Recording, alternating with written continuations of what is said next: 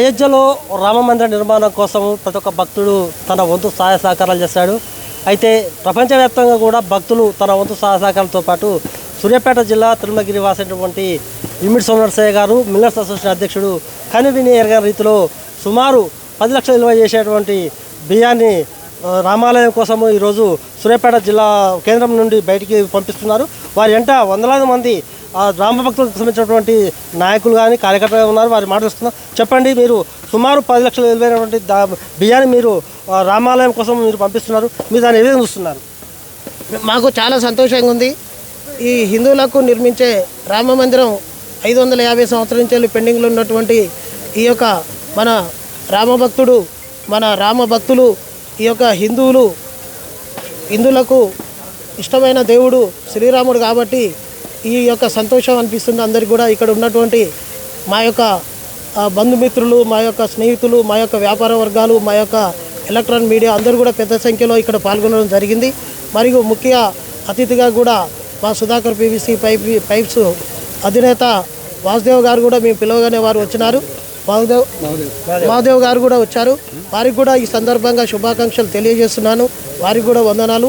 మరి ఇక్కడ వచ్చినటువంటి భక్తులందరికీ పేరు పేరున నా యొక్క నమస్కారాలు, పాదాభివందనాలు చెప్తున్నాను. మరియు ఈ శ్రీరామ మందిరం నిర్మాణం అయిపోయింది. మరియు ఇప్పుడు ప్రారంభోత్సవ కార్యక్రమం ఉన్నది. ఆ ప్రారంభోత్సవం అయిపోయిన తర్వాత ఈ హిందువులు కూడా గొప్పగా ఉంటారు.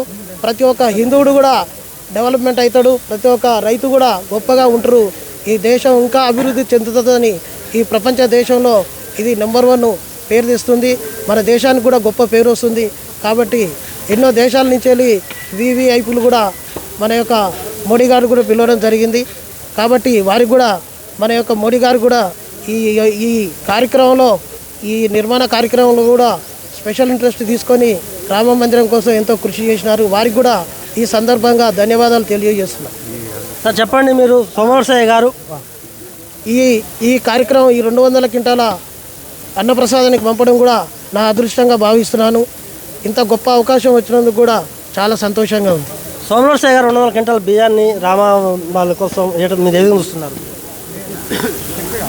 ఒక చారిత్రక అద్భుత సన్నివేశంలో సూర్యాపేట జిల్లా వాసి అయినటువంటి సోమనరసయ్య గారి యొక్క పాత్ర గణనీయంగా ఉండడానికి మనం సూర్యాపేట జిల్లా వాసులందరూ సగర్వంగా తల ఎత్తుకు నిలబడాలి. మనం హర్ష ఆమోదాలతోటి ఇమ్మడి సోమనరసయ్య గారిని అభినందించాలని నేను చెప్తూ ఉన్నాను.